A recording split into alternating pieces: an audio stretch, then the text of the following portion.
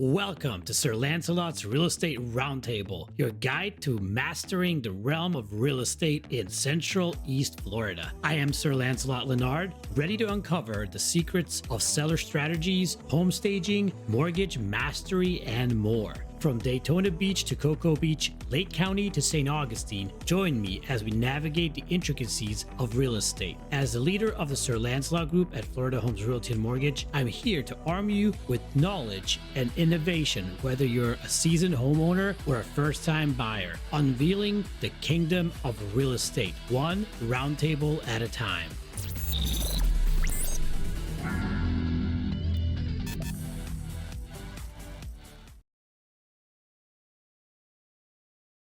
Most real estate investors hit a wall when it comes to funding. Banks say no, credit lines dry up, and opportunities ship away.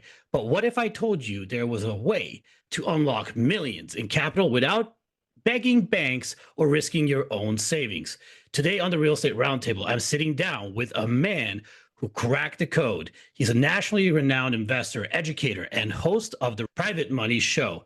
He's flipped over 400 homes, averaging $60,000 profits per deal, and built a system that turns private money into what he calls an automatic transaction machine.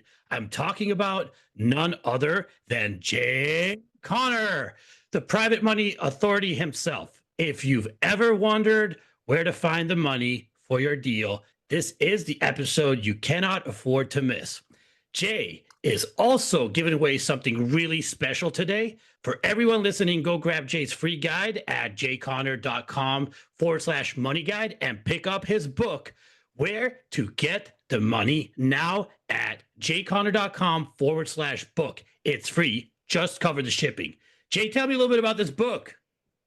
Lancelot, I'm so excited you invited me to come along and talk about what I'm so excited and passionate about, private money. And why in the world am I so excited about private money? I'll tell you why. Because private money has had more of an impact on our real estate investing business than any other strategy that we have employed since 2003. I started raising private money in 2009 from my real estate deals. And you know what? I haven't missed out on a deal since 2009 for not having the money. And so that's why I'm so excited about it. So this book, titled Where to Get the Money Now, it's a national bestseller. The subtitle is How and Where to Get Money for Your Real Estate Deals Without Relying on Traditional or Hard Money Lenders. And this is not an ebook, it's a real book. Did you know the United States Postal Service is still in business? So I will autograph express mail this book to you. Where to Get the Money Now. It's so easy to read. I promise you, by the end of reading this book, you'll know where to get money. You'll be in control. You make the rules. You are your own underwriter. You'll always bring home a big check when you buy a property without taking any of your own money to the closing table. So yeah, go to www.jayconner.com/book. I'll rush it right out to you. Lancelot, I can't wait to dive in and talk about this topic. Private money among so many people is like this mysterious, magical, ethereal money over here somewhere.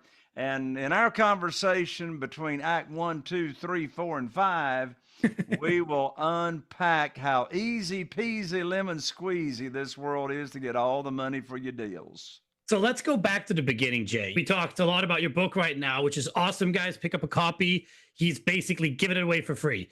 What was the turning point when you realized banks were holding you back?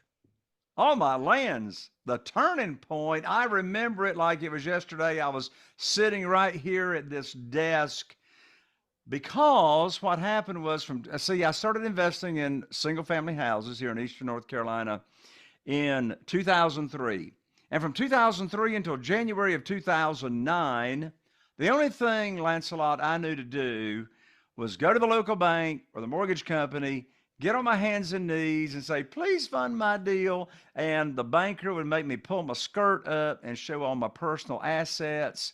And I had to do the financial statement, and they pull my credit score and appraisals and all that stuff. That worked out okay. I did a ton of deals between 2003 here in Eastern North Carolina and January of 2009 using traditional funding and banking. But what? Your question, what was the pivotal or turning point when I realized banks were holding me back? I'll tell you what the turning point was. I called up my banker. His name was Steve in January of 2009. I had 2 houses under contract to purchase. Steve had funded a ton of deals for me in those first 6 years. And when I'm on the telephone with Steve, I learned like that my line of credit has been shut down with no notice to me. I said, Steve, what in the world are you talking about? My line of credit is shut down. I've always made my payments on time. I got a great credit score. I got a great record. Why are you telling me you've shut down my line of credit? Steve says, Jay, don't you know there's a global financial crisis going on right now? I said, no, but you just gave me a financial crisis by shutting me down with no notice. And he says, sorry, we're not loaning money out to real estate investors. So I put the phone down on the receiver, and I sat here for a moment and I thought. And I want to share a question with you, Lancelot, and your audience that's tuning in here to the show. I want to share with you all a question that I asked myself right after I'd been notified line of credit shut down. And I asked myself this question, and you know the power's in questions, and you can't get the right answers unless you got the right questions. And so I asked myself, I said, Jay, who, it's not how, it's who. I said, who do you know that can help fix your problem? That's the question to myself. By the way, these people running around saying, oh, every problem's an opportunity. I want to throw up. I didn't have an opportunity. I had a problem. Yeah. Now, the problem did become an opportunity because you and I wouldn't be visiting here today without that problem. But in the heat of the moment, it's not a, for goodness sake, blankety blank opportunity. It's a problem. Let's face the facts. So I asked myself, who do I know that can help me fix my problem? You know what's magical? Immediately when I asked myself that question, I thought of Jeff Blankenship. Now, Jeff Blankenship lived in Greensboro, North Carolina at the time, a very dear close friend. We know each other through church and gospel, a cappella singing events and all that kind of stuff. And so he was investing in single family houses. So I called up Jeff. I told him what happened. Being cut off from the bank, he says, Jay, welcome to the club. I said, I'm not sure I want to be a member of that club, but what club are you talking about? He said, well, that's the club of having the bank shut you down. He said, my bank shut me down last week. I said, Jeff, how are you going to fund your real estate deals? He said, have you ever heard of private money? I said, no. He said, have you ever heard of self-directed IRAs and how individuals, ordinary people can take their current retirement funds that they're not happy with and loan that and move it over to a self-directed IRA company and then loan it out to us real estate investors. And then the interest that we pay them is either tax deferred or tax free for them. I said, Jeff, you are talking Greek. You're talking another language. I don't have a clue what you're talking about. I said, what's private money? He said, well, I'm not sure. He said, but there's this gentleman down in Jacksonville, Florida by the name of Ron LeGrand. I said, who's Ron LeGrand? He said, I don't know. He says, but there's this guy, Ron LeGrand, that can teach us about private money. I said, what is it? He said, Jay, I don't know, but Ron says we can get a lot of it really fast. I said, okay. So I went to my very first real estate investing conference with Ron LeGrand in February of 2009 to learn about private money. And boy, did I learn about private money. I came back from that conference, Lancelot. I raised $2,150,000 in new funding from people that had never even heard about private money or private lending or self-directed IRAs. And I didn't ask, I didn't beg, I didn't chase, I didn't sell, I didn't persuade. I raised all this new funding, and how in the world did I do it? I put on my teacher hat, which is called the private money teacher hat. And I just went about initially teaching people in my own network what private money is, what's private lending, what in the world is self-directed IRAs. And in less than 90 days, by just teaching, leading with a servant's heart, no chasing, no begging, no selling, just offering an opportunity versus asking for money or applying for a mortgage, I was able to attract that money. And I never pitched a deal. I've yet to pitch a deal today. I'll share with you here in this episode, whenever you think it's best, the exact script as to what I say to my private lenders over the phone. And I always get my deals funded without asking for money. And so anyway, I attracted that money and never missed out on a deal for not having the funding. The traditional way to borrow money, and that's what I did in my first 6 years. The traditional way to borrow money for your real estate deals is to go to the lender, and in your mind, you think they make the rules. They do. Traditionally, we think whoever's got the money makes the rules. They set the interest rate, they set the term, they set the length of the note, they set the maximum loan to value, they charge points, that whole thing. And you just have to bow down to whatever they're saying. That's all we know until you come into my world and we turn this thing upside down and turn it upside down to the banks. And guess what? In this world, you never ask for money. You never apply for a mortgage. You never have to give your credit score. There's never an appraisal on the properties because we're not asking for a mortgage. We're offering an opportunity, and we're leading with teaching to people that have never heard of this world. I got 47 private lenders right now funding my deals. Not one of them had ever heard of private money, private lending, self-directed IRAs until I taught them about it. And some of them are accredited investors. But you know what, Lancelot? They don't even know they're an accredited investor because they don't even know what an accredited investor is. Talk about that for sure. So anyway, that's how we got started in all this. Yeah, so there's always from my standpoint, and a lot of investors are afraid to ask for money. How did you overcome that fear? I know you're not asking for money. You're basically teaching them stuff. But how did you overcome to get them together in a room? I heard you go to church, so that's probably one of the avenues. But is there any other avenue that you gathered the folks together and gave them, or is it one-on-one teaching? How do you do this? Tell me a little bit about that. When you're talking with someone that could be a potential private lender, you can't be getting ready. You got to be ready. Your net worth will never exceed your self-worth. Your net worth will never exceed your level of confidence. So how do you become confident? You become confident knowing what in the world you're talking about. How do you learn what you're talking about? If you've never raised private money, reading my book's a good place to start to learn what you're talking about. Because first of all, Lancelot, one of the most common questions I get from people that haven't raised private capital before is they say, Jay, how do I start? Like, how do I start raising private money? I'm fearful of asking. I'm fearful of rejection, all that kind of stuff. The first place you start is owning the real estate between your ears. What I'm talking about is mindset. You got to own your mind before you start talking about private money. So how do you do that? What you want to learn is what in the world is it you're going to teach, right? What are you going to share with people initially that have never heard about this world? So you want to learn. Now, my world of private money is single family houses, right? There's all kinds of ways to use private money. You can use private money for single family houses. I've flipped over 500 houses now in a small area over all these years. And I don't say that to brag. I'm just saying there's a case to be made to own and dominate a small market instead of trying to be a competitor in like a big market. So what is it that you're going to teach and share? One big secret, as I just said, my 47 private lenders that are funding my deals, they never heard of this. They never heard of private money. They never heard of self-directed IRAs.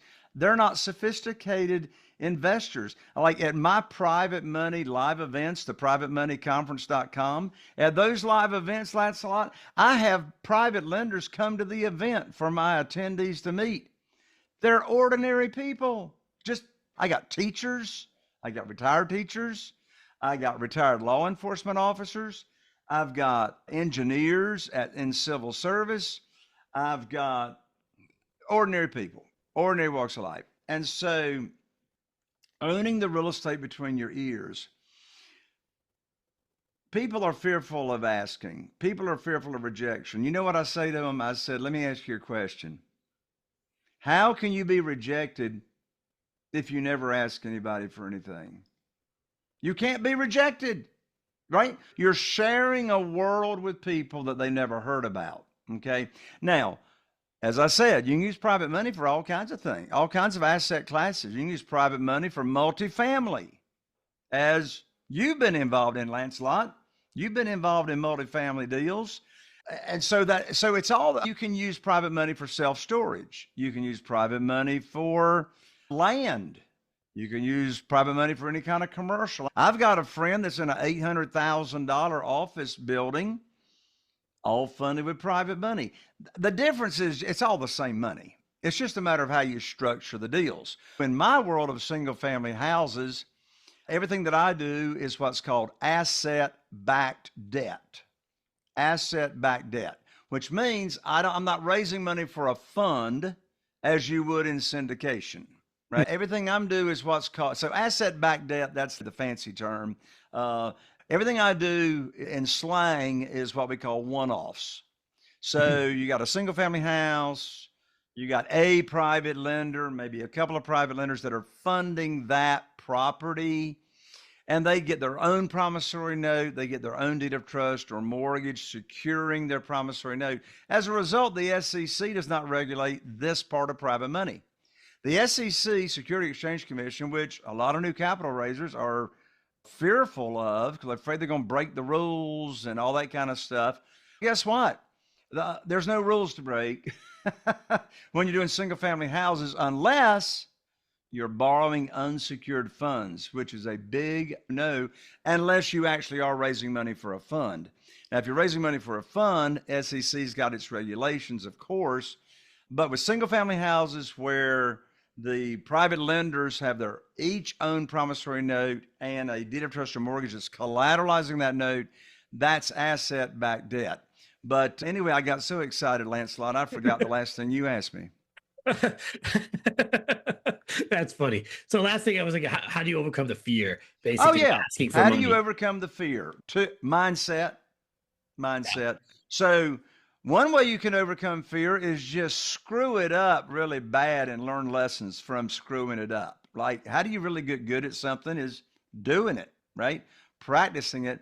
But you want to have the foundation, right? You want to have the foundation of what to teach people as to how this opportunity works, how they're protected, how they can get their money back in case of an emergency. And so you see, you are seen as the expert. Now, one thing that causes fear and lack of confidence is if somebody's looking to raise private money for their deals and they've never done a real estate deal, right? That's who's going to loan me money and I've never done a real estate deal. You know what? That's a pretty doggone really good question. Who is going to loan you money and you've never done a deal? I say join forces with somebody that's done a bunch of deals, right? That knows how to structure a deal and learn on the job while you're earning, right? And joint venture with somebody, get a coach, get a mentor, work with somebody that's doing it. But the other answer to that question of who's going to loan me money and I'm fearful about that, here's one of the answers. If you don't pay your private lender, the property does. Let me repeat that. If you don't pay your private lender, the property does. Well, that's why the private lenders are protected. We don't borrow more than 75% of the after repaired value of a single family house. Nice big equity cushion that's protecting the private lender. Notice I did not say a maximum of 75% of purchase price. No. Big difference. Yep. I always bring, here's a writer downer. I always bring home a big check when I buy a property without taking any of my own money to the closing table. Here's the question. Who wants to get paid to buy houses. Yeah, without everybody. taking, without taking any of your own money to close. Hey, look, I always bring home a big check when I buy a single family house because I'm borrowing more than I need to purchase the property. But that only works, of course, when you're buying a property that's distressed and it needs renovation, it needs rehab. And so that's why you're buying it at a discounted price. But yeah, this whole world of private money puts you in control. How do you get the confidence? How do you overcome the fear? Know what it is that you are offering and teaching, and know how to protect your private lender. Know when you do the business this way, they are not going to lose any money. Because listen, I've done over 500 flips of single family. I started before HGTV was even conceived or sexy. So out of that 500 properties, I have a question about this. What systems allowed you to scale without burning out on those 500? Because that's a lot of properties. I was thinking, and I'm like, oh, I'm going to get into flipping maybe a little bit. Now I have a contractor's license, et cetera, et cetera. I was like, maybe I could do one a month or one a quarter or something like that. That wouldn't be too stressful. But 500, that's a lot. That's like in 500, let's say even in 20-year time, that's what, 200 or what's it, like 25 a year or something like that? That's a lot of properties to flip. Yeah, that's what we average. So let's go back to day one. First year, 3 houses. First year, 3 houses. Second year, 5 houses. So obviously I didn't start out scaling that. So how did it scale? I'll tell you how it scaled. Software, as in technology, CRM, having everything in one place to communicate with the team. And that's the second piece of scale, team. The only thing I do today is make decisions.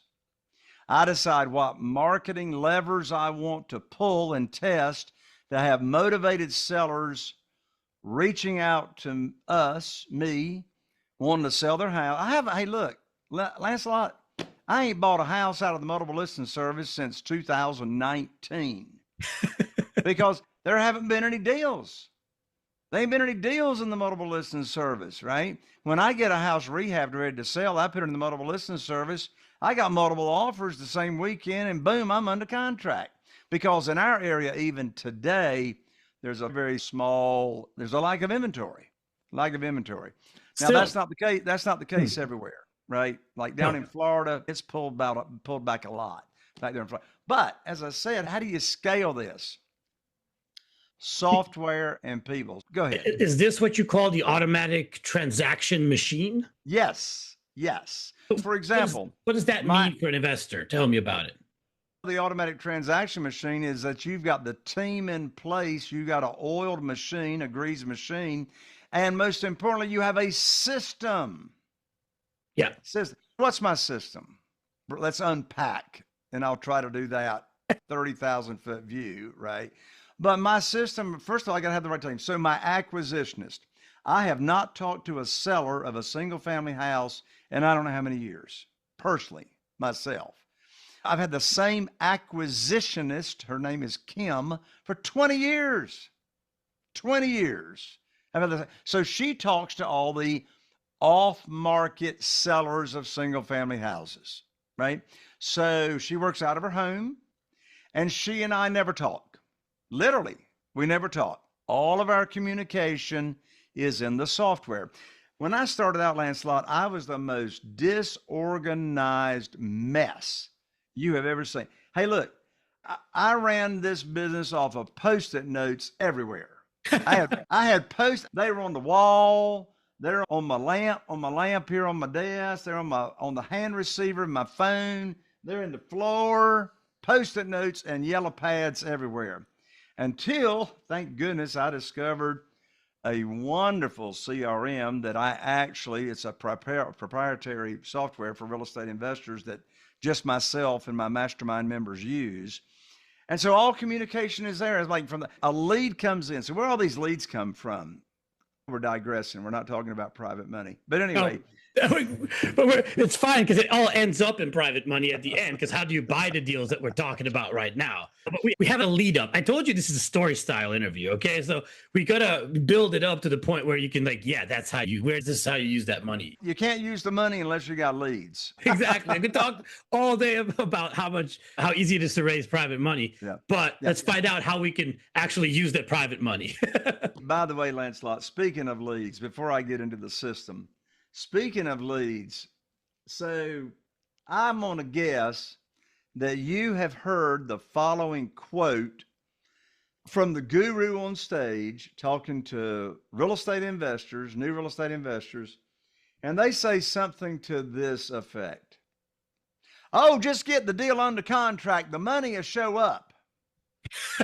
Yeah, I love that. Or just hearing that, I want to be like the Kool-Aid guy that runs into the brick wall on TV. Or they'll say, oh, money finds deals. Now, let me just ask a question. Does money have legs that's like running around, looking for deals? Or you get a deal under contract and boom, that drone just flew to your front door porch step and boom, dropped a box of money on your front door step because money heard that you got a deal under contract. That's the most stupid thing. That seminar crap, excuse my French. That is seminar junk right there. Look, money ain't going to show up looking for you, right? You get a deal under contract. So that's why I practice and teach the money comes first. Now, look, if you're a wholesaler and you get a deal under contract, of course money's going to chase that contract because you already got your buyer's list built. But what did you do? You got the money lined up first. If you're a wholesaler and you got good training, what's the first thing they teach you to do? Go get your buyer's list. What's that? It's the money. It's the money. Get the money lined up first. So whether you're wholesaling, you're getting your buyer's list lined up. If you're rehabbing and staying in deals, you're getting your private money lined up first. There's always going to be deals. Back to the lead generation and the automation. So I have right now, I think it's 7 or 8, at least 7 or 8. I have 7 or 8 different marketing funnels that are on automatic every day, shooting in, bringing in motivated sellers, leads into our software. Where are they coming from? So I have all these different vendors, Google paid ads. Now, I'm not doing pay-per-click as if you're managing your own Google account, right?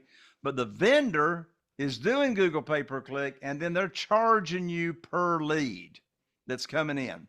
Whether it's this vendor or that vendor, somebody that's motivated to sell their house, they go on Google online and they type in, sell my house fast, how to sell my house fast, how to sell my distressed house, how to sell my house with no repairs. There's 75 different key search phrases. So odds are, see, I love competing with myself, right? I got a good friend here in Morehead City, North Carolina. His name's Clark. His wife is Liza. They own 5 different restaurants, and every one of them are different kinds of restaurants, right? And so they compete with themselves, but they dominate the market, right? So I like to compete with myself and dominate the market. So I got all these different lead sources. Now, when the lead comes in, automation. Ron LeGrand taught me the less I do, the more I make. Get out of the way, for goodness sakes. So lead comes in, and by a Zapier software attachment, that lead automatically goes into our CRM, and it tracks where the lead came from. Look, if you can't track and measure where you're spending your marketing money, you cannot improve it. You cannot prune. You can't get rid of what's not working. You can't keep what is working because you don't know, right? But through the tracking, we know where every lead is coming from. Now, cost per lead is important, but the most important thing is cost per conversion. Cost per conversion. So how much money did you spend with that vendor A to buy a house? Not how much was their. You can have another vendor that's got cheaper cost per lead, but they don't convert, right? Mm-hmm. So cost per conversion. So we got all the leads coming in. Now, how's the system work on automatic? How the system works is, okay, here comes the lead. It's in the CRM. My acquisitionist and my lead manager, hello, EIEIEIO, lead manager, she's been with me for 6 years. Her job is to make sure no leads fall through the crack. Yeah. So my acquisitionist, Kim, is a human being. Human beings are not perfect. Human beings get distracted. So my lead manager, her name's Trixie, her job is to make sure that none of these leads are falling through the crack and that Kim is on top of them, stink on a stick, so nothing gets missed, right? So here comes the lead. Kim sees it, and now when that lead comes in, more automation, we have an AI assistant named Bailey. What does Bailey do? As soon as that lead comes in, within 2 minutes, Bailey is now automatically texting that lead and setting the phone appointment for Kim, the acquisitionist, to call them. Bailey gets 3 out of 4 leads a phone appointment for Kim. So there's the phone appointment. Kim calls them up. Kim gets the information from the seller. And now she puts that information in the CRM, and now, boom, she puts it in, and now I'm notified I got a lead to review. After I finish this show with you, Lancelot, I got 13 brand new seller leads to review. They just came in since yesterday afternoon. And I'm going to review them leads, and I'm going to decide which ones that we want to get a value from our realtor on and which ones maybe we want to go look at. So I'll look at them, and then I go in the CRM in my quiet time, and I decide which ones to get the realtor opinion. So I say, get realtor opinion. Guess what? That software automatically emails the realtor in that area to get their opinion. In less than 24 hours, the realtor opinion comes back and goes in the software. Now we've got all the information we need to decide whether we're going to go look at the property or not. So we look at those numbers, and now we decide to go look at the property. So now I say, look at the property. Now Kim sets the appointment for the realtor and my project manager to go look at the property and estimate repairs. Those repairs come back to Kim. Kim puts them into software. I look at, now I got all the numbers I need, and now I make the offer. Now that goes over to Kim. She makes the offer, negotiates the deal. We go into contract, hopefully, and then we close. All that's done through software and the team. That is awesome. What a fluent system you got going on over there. So, well, without the system, I'd be running around with my hair on fire, and I don't have enough hair left to get on fire. It's kind of red too, so I don't know. It looks like it's on fire all the time. Can you share a deal that simply wouldn't have been possible without private money? Which one of 500? Let's say all of them. So, is there any specific one that was like so tight? So recently we had a lead come in. His name is Brian, and Brian does not live in North Carolina. He lives in South Carolina, and he inherited an oceanfront condominium here at Atlantic Beach, North Carolina, and totally furnished, needed hardly no renovations whatsoever. And so the lead came in by one of our Google vendors, automatically came into the software. And here's the numbers. Oh, what were the 3 layers of motivation? 3 layers of motivation. That's what you call stacked motivation. Absentee out-of-state owner, inherited, and is going to the courthouse sale steps because it's in foreclosure. So lots of motivation going on here. I bought the property using private money, and I closed in 7 days. I had to close in 7 days. I don't want that property going to the courthouse steps, the foreclosure sale, and compete with all the other real estate investors. I bought it for $480,000 cash. We're using private money.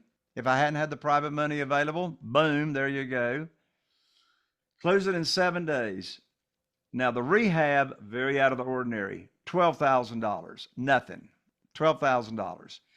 The only thing it needed was paint. It needed paint, a little bit of sheetrock repair, That was it.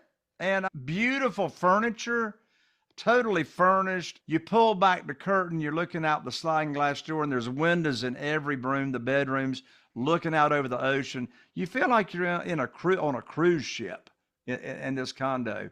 Anyway, I sold it for $618,000, and I was in and out in 6 weeks.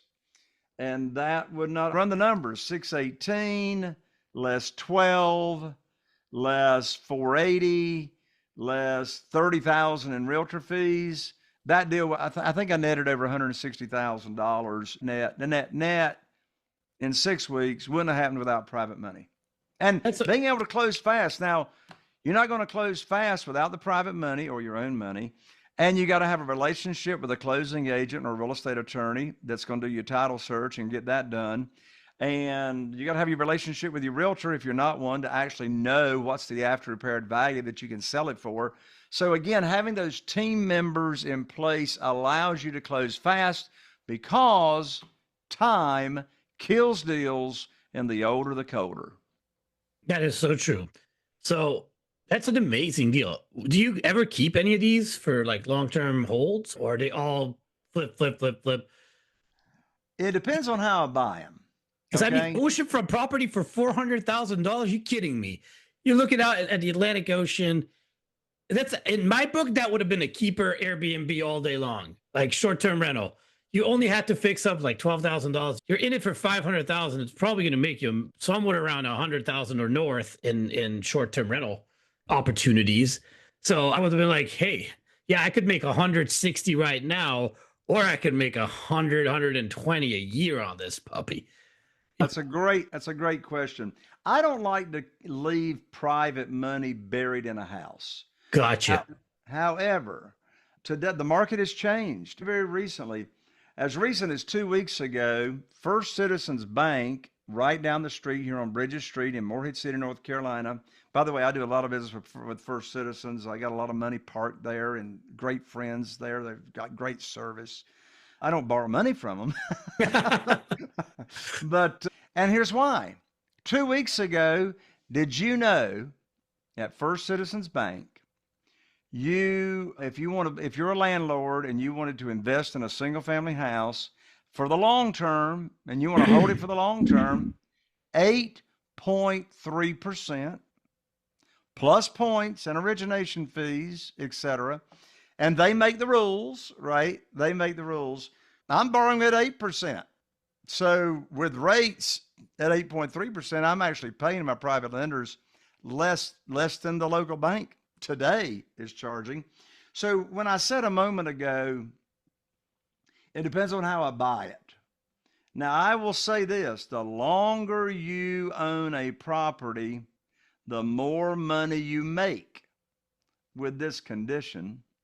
It depends on what the underlying debt is, right? The longer I owned a different condo at a place at the beach a few years ago, the more money I lost because of the underlying debt, and I could only rent it out for 13 weeks out of the year. You see, that property that we were just talking about that I bought for $480 and sold for $618, you can only rent it out for 13 weeks out of the year. Gotcha. There's no market. There's no market middle of September through the end of April. So the only income on that property is Memorial Day through Labor Day. But anyway, back to how I buy it depends on how I sell it. So I don't only use private money for buying properties. I buy properties on what we call terms. So I'll buy single family houses. One way that I love is buy it subject to the existing note. So what in the world is that? I could give you a 3-day seminar on buying subject to the existing note, but I'll give you a 3-minute seminar instead. So a buying subject to the existing note of a single family house means that you buy the property, buy the single family house, or it could be a duplex, quadplex, triplex, whatever. You buy it subject to the existing mortgage, which means the seller of that property agrees to transfer title and ownership to your entity and leave the mortgage in their name. You're not assuming the note. You're not assuming the mortgage. If you assume it, the bank has to approve you. When you buy subject to the existing note, the lender's got nothing to do with this transaction whatsoever. This is already on the settlement statement HUD on line number 203 and 204, depending on which side of the settlement that you're on. But it's already there. It says subject to existing mortgage. So you may ask the question, who in their right mind would sell me a house and leave the mortgage in their name and count on me to make the payments? Yeah. Who would agree to that? I'll tell you who would agree to that. Somebody that needs debt relief right now. Debt relief, right? And so when I buy it subject to the existing note, then I'm typically going to sell it on lease purchase or rent to own. Okay? Look, did you know that over 85% of all mortgages right now in the U.S. have got an interest rate between 3 and 4%? Between all that refinancing that took place in the past few years. When you buy subject to the existing note on a single family house and the mortgage is between 2.75 and 4%, you are borrowing free money, essentially. You're inheriting an interest rate of 3%, 3.25%, 3.5%, or whatever. Now, I can use private money in second position, a junior lien, if there's equity in the property, and use private money to, like, let's say they're behind on payments. I've got a whole foreclosure system where we track every foreclosure in our market, and we help these people get back on their feet, and we put money in their pocket because they're not going to get any money at the foreclosure steps, right? Courthouse steps. We help them get back on that, but we buy those properties subject to the existing note. They're in arrears or they wouldn't be in foreclosure. So I can use private money if there's equity in the property, because we got to protect our private lender. And I'll use private money to bring payments current that are past due, or if there's some renovation that's needed, I can use private money for that. So that's a long answer to your short question. Do you ever keep any of those properties? It depends on how I bought it. Hey, my favorite property today, right now, here today, Lancelot, is the farmhouse. That's my favorite property, the farmhouse in Newport, North Carolina. We did a $150,000 renovation on that property, that house last year. It's 4-bedroom, 2-bath. It sleeps 10 people, turned it into an Airbnb short-term rental. If I was renting it out to a straight renter, I'd bring in $2,200 a month, $2,200 a month. And in my first 12 months, I am tracking over $100,000 in this first 12 months as a short-term rental because it's in a high-demand area. We live here near Cherry Point, a Naval Air Station, Cherry Point Base here in Havelock, North Carolina.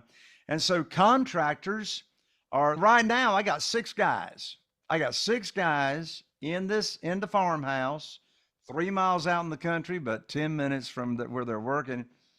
They're paying me $23,360 for 90 days of rent.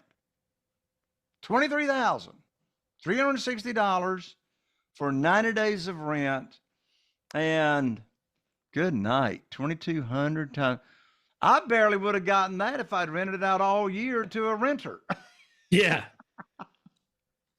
But it makes sense. That business model is what it is because of the possibilities. Also, there's risks involved. Like I like your area because it's high demand. There's not a lot of properties probably that are doing Airbnb in your area. You come to my neck of the woods here in Florida, and you can find probably 20, 30, 40 properties within a 1 or 2 mile radius that are doing Airbnb. So the competition is much more steeper. Your ratios change. You have a occupancy rate of 50% instead of like your 80, 90% in some areas where it's scarce. Or yours is like a typical too. It's a farmhouse. Like how many places do you have where you can rent a farmhouse? It's something really unique. Some people would just want to get away to live in a farmhouse for a week just to try it out. So that's also a cool like theme you got going on. It sits on a 52-acre working farm. I own the farm as well. We lease it out to a young couple. They got chickens, they got eggs, they got cows, they got goats, they got pigs. And it's just beautiful out there, just 3 miles off of the highway.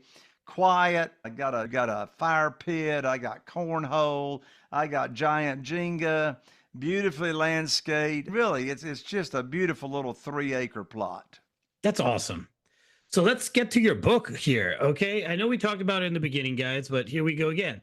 Your book and systems, where to get the money now. How did that become a blueprint that separates from anything else similar? How did that become a blueprint? Tell me about that. It's a blueprint in so many ways, Lancelot, because it dispels so many myths that real estate investors have that are looking for funding. They think they got to beg and chase and pitch deals. Oh, here's one way it dispels all the myths. Let me share with you, Lancelot, and your audience, how I get my deals funded, the exact script as to how I get my deals funded by my private lenders without asking for money. That's what makes it all different, the blueprint. It's all about getting funding for your deals without ever asking for money, right? So here's the best way I can explain this to your audience is a little role play. So Lancelot, let me do the setup. So what I'm getting ready to share with everybody here is the exact words I use to call up one of my private lenders to get my deal funded. And I'm not going to pitch the deal. I'm not going to ask for money. And I get my deal funded 100% of the time. I call it the good news phone call. The good news phone call. All right. So let's do a little setup. Here's how the good news phone call works. So let's do a few hypotheticals here. Hypothetically, Lancelot, first of all, let's say you and I have known each other for a while, and let's say that you and I go to church together. We've known each other for a while at church. Therefore, I like you, I know you, I trust you. All that's in place just from the church affiliation. And let's also presuppose in this example, let's presuppose that you worked for a company in the past and you no longer work for them. And let's say you had a 401k. Let's say you still have a 401k at the previous employer's plan, 401k plan, and you haven't moved that money out. And quite frankly, you're just not really happy with how that 401k is performing, that is still with the previous employer. Let's also presuppose that I have already put on my teacher hat and I've already shared with you. Let's say we went to Starbucks or Dairy Queen. I like Dairy Queen better than Starbucks. And we got some ice cream. And I said something to you along the lines, in our conversation. I said, Lancelot, by the way, let me ask you a question. Did you know there's a way people can make unlimited money per year tax-free? And in that conversation, you say, what are you talking about, Jay? In that conversation, I told you about self-directed IRAs. I told you about being a private lender and how private lenders make high returns safely and securely, and that I've got a program that may or may not be for you, but here's what it looks like. And you heard the program. I taught you the opportunity, right? You love the interest rate of 8%. You love how you can get your money back in case of an emergency, blah, blah, blah, blah, blah, blah, blah. And in that conversation, you told me, and by the way, don't miss the secret sauce, folks. Don't miss the secret sauce. In that initial conversation, I'm not talking any deals. Here's a writer downer. Desperation has a smell to it. Desperation has a smell. Look, the worst time to be raising private money is when you need it, for goodness sakes, for a deal, right? So separate the conversations with a new potential private lender of the opportunity in the program and then having a deal to fund, right? In this example, Lancelot, we've been to Dairy Queen. We've had our strawberry sundae, and I had my banana split because I like banana splits. And we talked about the program, and in the conversation, I learned that you've got $150,000 in a 401k at the previous employer. You don't like the volatility of that in the stock market. And now here we are talking about private money. You're going, man, I like the sound of that. So I introduce you to the self-directed IRA company that I recommend. to move your money from that 401k over to the self-directed IRA company to where you can truly self-direct and you can loan it out, and you're going to either earn tax-deferred or tax-free interest investing in my deal, depending on the type of account you got. So you've moved your money over to the self-directed IRA and you're ready to go. And I have told you I'll put your money to work for you just as soon as possible. There's the setup. Here's the great news phone call. So I call you up. Lancelot answers the phone. We have a little chit chat. We talk about how great the banana split was a couple of weeks ago. And then I say, Lancelot, I've got great news for you. I can now put your money to work. I've got a house in Newport, North Carolina, under contract with an after repaired value of $200,000. Now, the funding required for the deal is $150,000, which matches up to what you've got in your self-directed IRA account. Now, closing is going to be next Friday. I'll need for you to wire your funds from your self-directed IRA account to my real estate attorney's trust account by next Thursday. I'm going to have my real estate attorney email you the wiring instructions. That's the end of the conversation. The most stupid thing I could say to Lancelot is, do you want to fund the deal? Of course Lancelot wants to fund the deal. And I'll tell you 3 big reasons why Lancelot is dying on the vine to wire that money to my real estate attorney's trust account. Number 1 reason, he trusted me, for goodness sakes, to move his money to the self-directed IRA company, waiting for me to put his money to work, right? That's number 1. Number 2 reason Lancelot is wanting to fund my deal is he knows I'm not going to bring a deal to him to fund that does not match the criteria, the underwriting of a deal that I already taught him. I taught Lancelot I don't allow my private lenders to loan me more than 75% of the after repaired value. Do you remember the numbers I just told him in that phone call? I told him the property has got an after repaired value of $200,000. Funding required is $150,000. That is 75% of the after repaired value.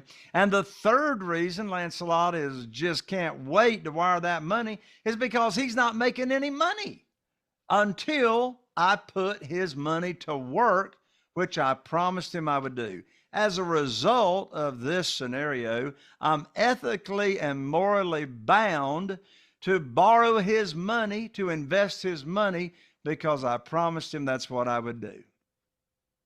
That's amazing. So what's the return for someone that invests their money? 8%. No points, no origination fees. And you know what's interesting, Lancelot? People will ask me, they say, Jay, how in the world are you still paying your private lenders 8%? Since 2009. They'll say, for goodness sakes, 2020, COVID, I can tell you what it was, 0.7%. A year and a half ago, you could have gotten 5.5%. At First Citizens Bank for a 7-month CD. They say, Jay, the rates are all over the board. Market's up, market's down, market's sideways. How in the world are you still paying everybody 8%? And why do they like that? I say, there's 2 reasons. Number 1, 8% is a whole lot more than right now. 2.75 is what it is right now in a 7-month CD.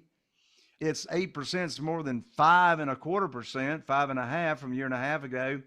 So it's still more. It's backed by real estate. And the second reason, I make the rules. They don't. Is it 8% on the total amount that he funded you? So he would get 8% on the 150, or is it 8% a year? How does that work? 8% APR. So 8% annual percentage rate. So it's not 8% on the deal, regardless of the term. It's 8%. So if you borrow $100,000 and you use it all year, that's $8,000. Got you. Okay. That makes sense. That's better. And there's no sharing in the equity. There's no sharing in the profits. This is not joint venturing. The private lender is the bank. Yeah. Meaning the private lender acts in the same capacity as the bank. Private lender gets the same protection as if I had gone to the bank to borrow the money. They get the promissory note. They get the deed of trust that's collateralizing the note. They get named on the insurance policy as the mortgagee. They're named on the title policy, additional insured. They got all the same protection as a bank. So the private lender is the bank. It just so many protective layers that I don't see why somebody wouldn't do it. Especially if, hey, my money's invested in a CD. And I always tell my friends that have CDs, I'm like, are you kidding me? See, I'm Right? like, are you 90 and trying? Like, why do you have a CD still? It doesn't make any sense in any kind of market shape anymore. In my opinion, you're better off buying US Treasury bonds, for God's sakes, than locking your money in with a CD. We just talked about how they're protected and profitable, which makes a ton of sense. Next point is we're going to talk a little bit about mentorship. Okay. You've taught thousands of investors. What kind of results have your students achieved in the past? I just interviewed Willie's in my mastermind membership. He came into the mastermind this past, I guess about a year and 4 months ago. He now has $2.3 million in private money that he just rotates from property to property.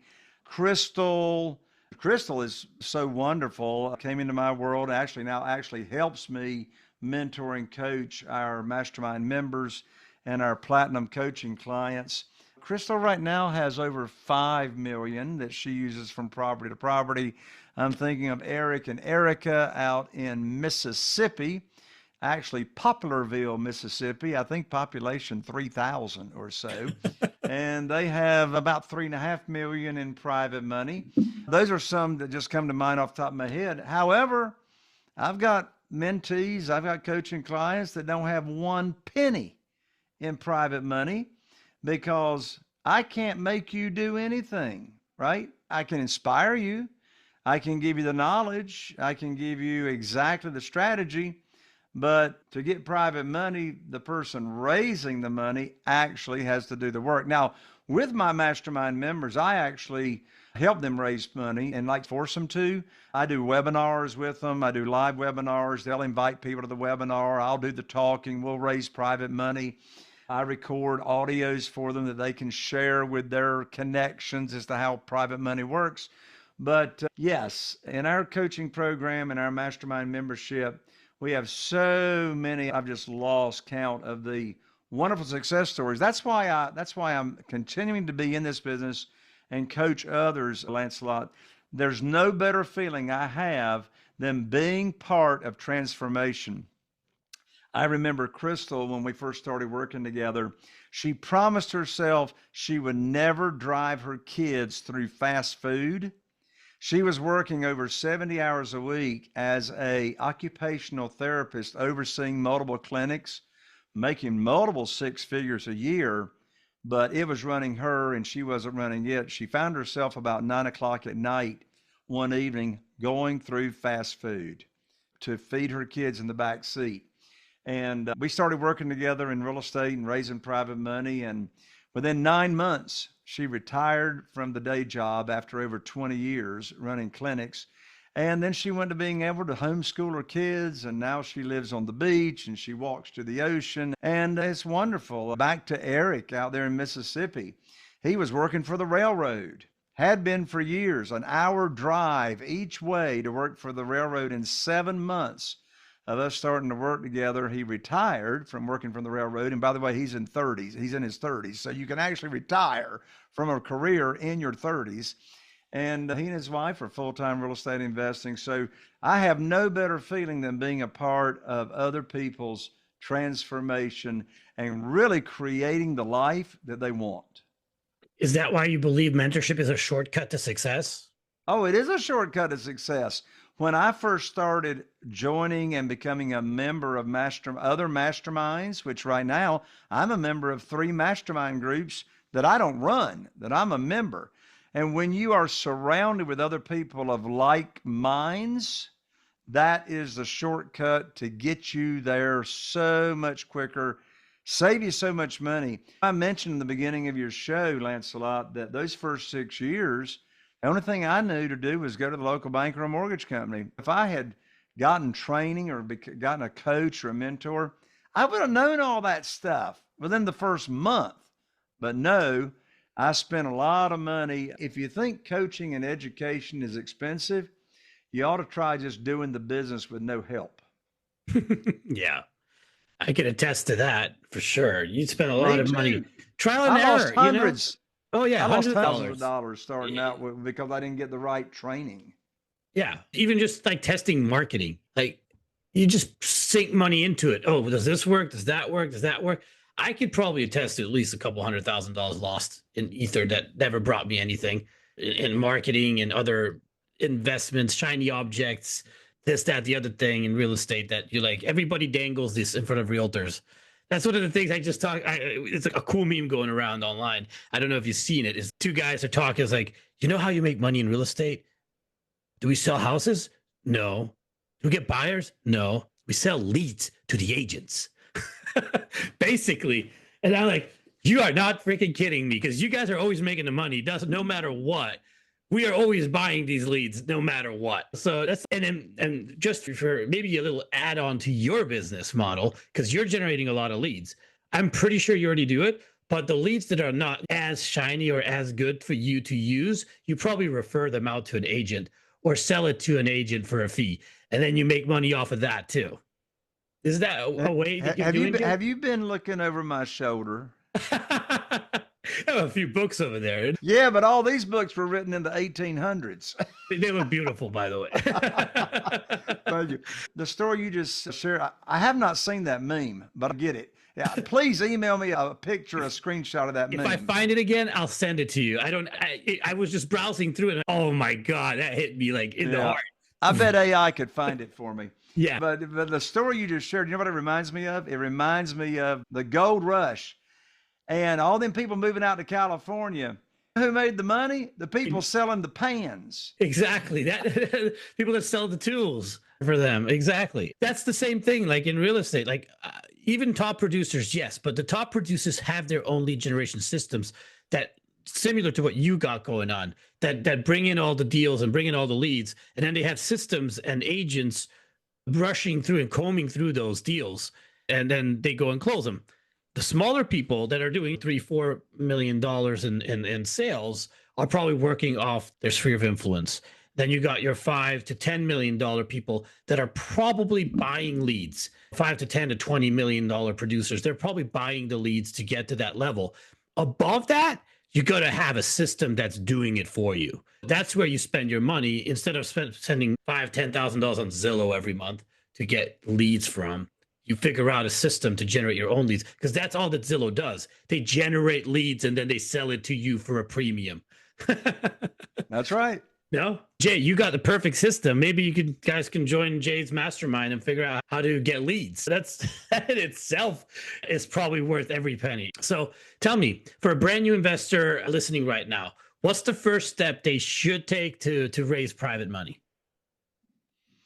The first step to raise private money, again, is to know what you're talking about, to learn what it is that you are offering, to learn how private money works, to build your confidence. So, yeah, the first thing is get your mindset right and to get the knowledge, and just simply order my book, jayconner.com/book. For sure. That'll get you started. So how do rising interest rates and tighter banks create new opportunities for private money investors?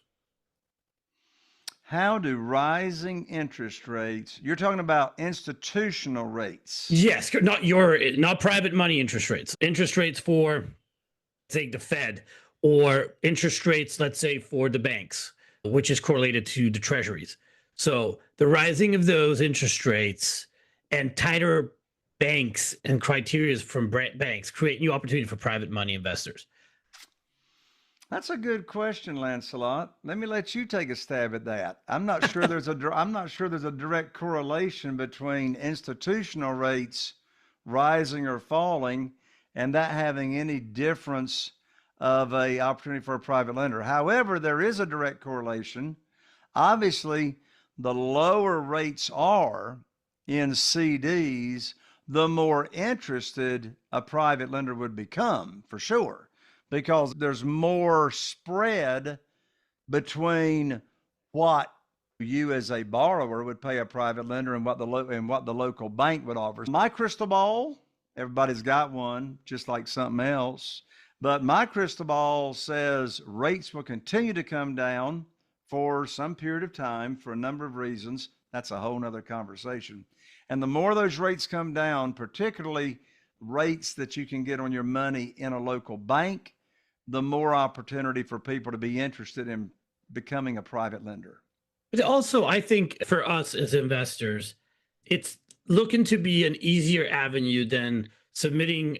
I'm self-employed. I have 4 LLCs and I have a nonprofit and I own several houses, properties, and cars and whatnot. And when I go to the bank to get a loan, you don't want to know. Like an average person with a W-2 says, "Oh my God, the paperwork." Try to do paperwork for P&L for five companies in mid-year, going through everything without, because I don't have an accountant. I do everything myself. I do all the paperwork myself. So when I'm trying to apply for a loan, that's 5 businesses, 5 P&Ls, statements in the middle of the year, going through all the books and everything. It's insane. And that's just one part of it. You got to tax returns for each company for the past couple of years, et cetera, et cetera. It's insane what they ask for. Now, here we're talking private money. Hey, John, I got a deal for you. And boom, money's wired to attorney. You close the deal. And what was the paperwork again? I put the house under contract, which you would have done anyway. I mean, that's such a good point, because I shared with you and your audience the good news phone call script, right? Yeah. After the first 1 or 2, you know what the script becomes? What I just said. Exactly. Here's the deal, wired to the attorney. That's it. That's right. And of course, that conversation comes as a result of performance, trust, confidence. They know you're going to take care of them. That does not happen in the first conversation, of course. Oh, no. But that's where that relationship goes to. And I'll tell you another funny thing. You go to pay off the private lender the very first time, I guarantee you, every time, what are they going to say? Can't you just keep the money? Can't you keep the money? I don't want the money back. Because if you give them the money back, they're not making any money on their money. Yeah. And then the next time I'm on your show, Lancelot, we'll talk about substitutions of collateral and how we actually keep their money working. Okay, there's a way for that. That's awesome. Yeah. That makes them even happier. Next question is, where do you see the biggest openings in today's market for people willing to think creatively? Now, are you talking about private lenders? Or are you talking about real estate investors? Real estate investors. The biggest opportunity is private money, because 2 reasons. Here's the reason private money is the biggest opportunity right now. Number 1, in the history of the United States, there is more liquid capital sitting on the sidelines than ever before, and people don't know what to do with their money to get a really nice rate of return. They don't want to put it in the local bank because they know that's not a good rate of return. Before COVID, there was $18 trillion in cash liquidity. Today, $31 trillion in cash. Wow. That's looking for a home. Look at, no pun intended, looking for a home, right? So you got all this liquidity. That makes a big opportunity. And in addition to that, it's the biggest opportunity because most real estate investors do not know how to leverage private money. Most real estate investors don't even know what they're missing out on, right? Some of my best friends are hard money lenders. They use my techniques to raise money for their fund to turn around and loan out to real estate investors. Make 2% on that. That's amazing. I didn't even think about that, but that's also a great way of making money. Yeah. Sure. So the big opportunity for the lenders themselves and for real estate investors to pull the lever and leverage this strategy. And it's a win-win for everybody. One thing that I learned very early on, Lancelot, is I thought I needed the private lenders more than they needed me. Wrong. Private lenders need you, the borrower, more than you need them, because there's more money than there is deals. There's more money than there are deals. So you create win-win scenarios and everybody wins. That's amazing. By the way, I was just thinking about it. I thought you were going to come out with like car wash or a senior care facility because of the boomers or something. No, lenders. This is the biggest opportunity is private money. That's it. It's not the end product. It's the thing that you can get the end product with. That's the biggest opportunity there. And I think that you are so right in saying that. I really thought you were going to come with a product at the end, but I love that. And then for the lender standpoint, because that was investor standpoint, how about let's turn it around and for the lenders, private money lenders, what's their biggest opportunities? So for the private lenders, their biggest opportunity in this market, Lancelot, that is really a good question, because my private lenders now are actually in competition with each other, wanting to loan their money. They, as I just said, there's more money than there are deals, and it's a challenge. It's a challenge for people to become. Now, I'll tell you where the opportunity is for private lenders. I've got mastermind members that have written their own book that teaches ordinary people how to become a private lender and what a private lender is.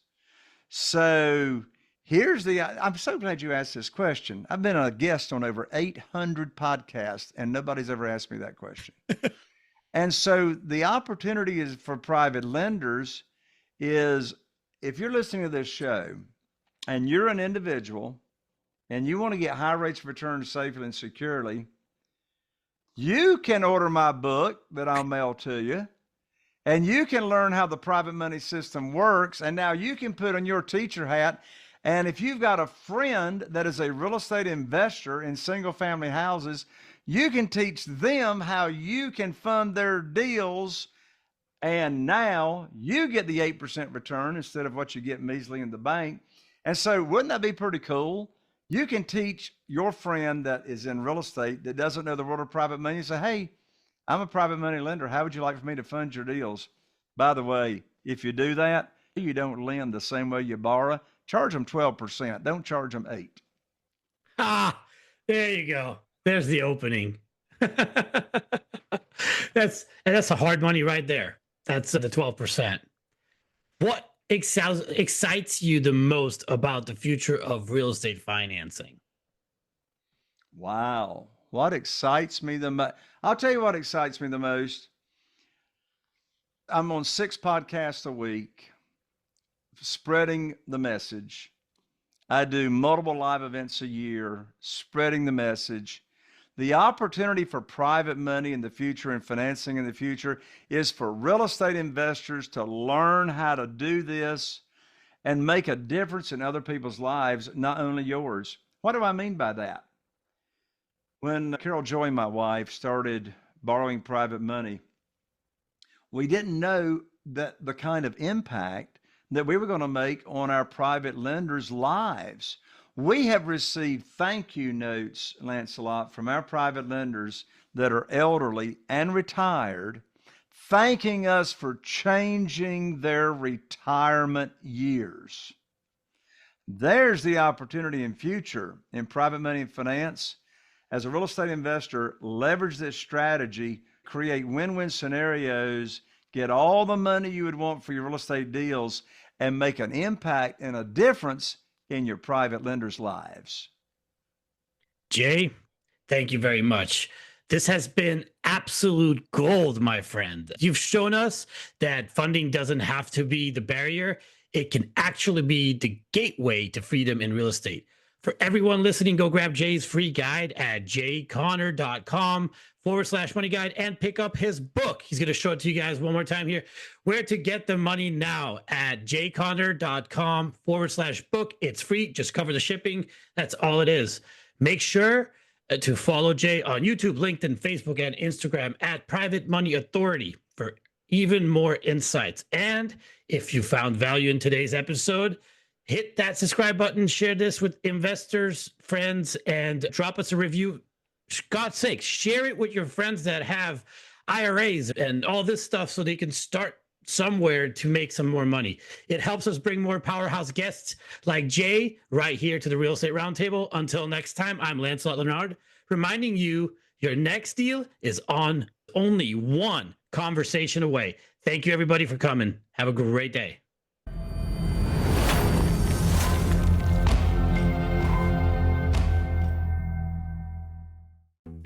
Thank you for joining us on Sir Lancelot's Real Estate Roundtable, where we've unveiled the mysteries of real estate together. Remember, in this kingdom of possibilities, every dream home is just a discussion away. I can help your real estate dreams come true. Just call me at 786-449-7518. Until our next roundtable, may your ventures be prosperous and your homes be filled with love and joy. Farewell, fellow knights of real estate.